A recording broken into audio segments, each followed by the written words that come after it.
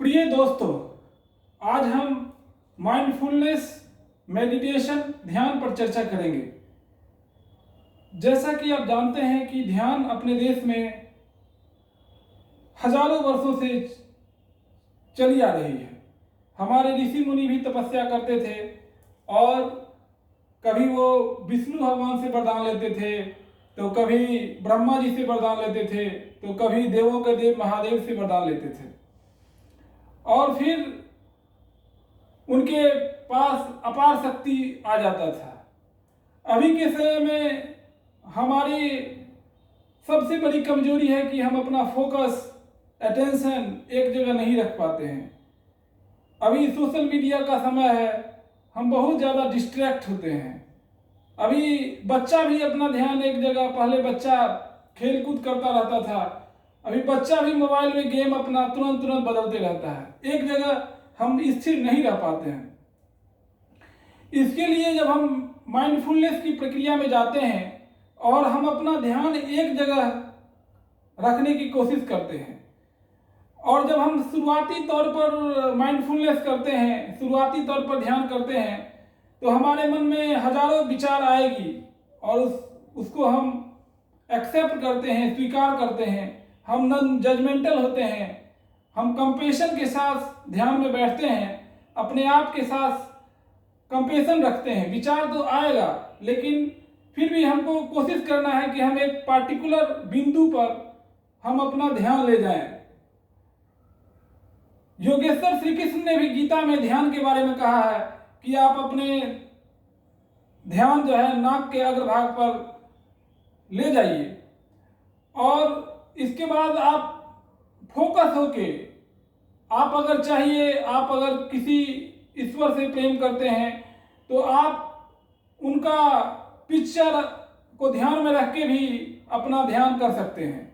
आप चाहे तो किसी भी ऑब्जेक्ट पर एक फोकस रख के आप केवल उसी के बारे में आपको उस समय में सोचना है, और अगर आपका ध्यान भटक भी रहा है तो आप अपने ध्यान को फिर उस ऑब्जेक्ट पर ले जाते हैं।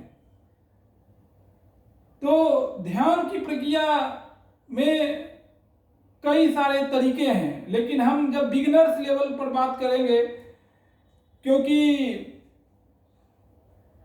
बिगिनर्स लेवल में हम बॉडी स्कैन मेडिटेशन करते हैं। इसमें हम अपना पैर का अंगूठा से लेके सिर के ऊपर के भाग तक बारी बारी से हम सोचते हैं। हम अपना ध्यान उस तरफ ले जाते हैं, पैर के अंगूठे से लेके, पैर के अंगुली से लेके, पैर से लेके, फिर आप अपने थाई से लेके कमर, पेट, छाती, गला, चुड्डी, नाक, कान, आँख, कपाल और सबसे ऊपर अपना सिर के ऊपर। तो हम शरीर का एक एक भाग पर ध्यान लाते हैं। जब हम शरीर के एक एक भाग पर ध्यान लाते हैं तो हम वर्तमान क्षण में रहते हैं। ध्यान की सबसे बड़ी बात है कि वर्तमान क्षण में रहना। दूसरा, ध्यान का ये भी प्रक्रिया है कि जब हम अटेंशनफुली किसी भी चीज को करते हैं तो वो भी ध्यान में ही आता है। जैसे कि हम अगर अपना दांत को धोते हैं, ब्रशिंग योर टीथ, जब हम कपड़े का आयरन करते हैं तो कपड़े के आयरन के समय में केवल आयरन पर ध्यान देना।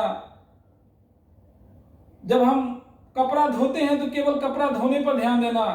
जब दांत धोते हैं तो केवल दांत धोने पर ध्यान देना। जब हम खाना खाते हैं तो केवल खाना खाने पर ध्यान देना। बच्चा चॉकलेट खाता है तो बच्चा को कहना कि केवल आप चॉकलेट खाने का अनुभव कीजिए। तो माइंडफुल मूवमेंट जो है वो भी एक तरीका से ध्यान ही है। और एक होता है सिटिंग मेडिटेशन। उसमें हम क्या करते हैं कि हम अपने सांस जब हम लेते हैं इन और आउट, तो उस पर हम ध्यान देते हैं कि कैसे हम ब्रीथ बाय ब्रीथ सांस लेते हैं और सांस छोड़ते हैं। तो इसमें हम अपने सांस पर पूरा ध्यान देते हैं कि एक एक सांस हम कैसे अंदर ले रहे हैं और एक एक सांस हम कैसे बाहर छोड़ रहे हैं, moment by moment, breath by breath करके हम सीटिंग मेडिटेशन करते हैं। तो एक हुआ बॉडी स्कैन, दूसरा हुआ सीटिंग मेडिटेशन और तीसरा हुआ माइंडफुल मूवमेंट।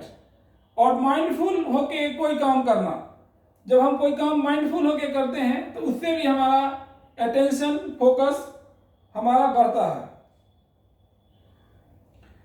और ध्यान में ऐसा है कि इसमें हम अपने अटेंशन को एक सिंगल पॉइंट पर ले जाते हैं, सिंगल पॉइंट पर फोकस करते हैं, तो उससे हमारा अटेंशन ओवरऑल बढ़ता है। और ध्यान करने में ये नहीं है कि हम एकाएक इसमें मास्टर हो जाएंगे, हमको धीरे धीरे करके आगे बढ़ना होगा।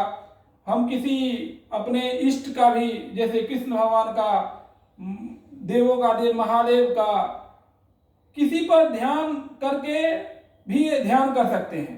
हमारा विचार तो आएगा, क्योंकि हम जानते हैं कि दिन में हमारे पास 50,000 विचार आते हैं, जिसमें से 40,000 निगेटिव विचार आते हैं, 10,000 पॉजिटिव विचार आते हैं। लेकिन फिर हम अपने ध्यान, जब हमारा ध्यान इधर उधर विचलन करेगा, तब भी हम अपने ध्यान को उस पार्टिकुलर ऑब्जेक्ट पर या उस पार्टिकुलर देवी देवता पर जिन पर हमको ध्यान लगाना है, या अगर किसी ऑब्जेक्ट पर भी ध्यान लगाना है, तो उस ऑब्जेक्ट की तरफ हम अपना ध्यान को लाएंगे। तो ये मेरा प्रारंभिक ध्यान के बारे में हमने कोशिश किया कि आपको बताने का। और YouTube में कई सारे हमारे जो भारतवर्ष के समकालीन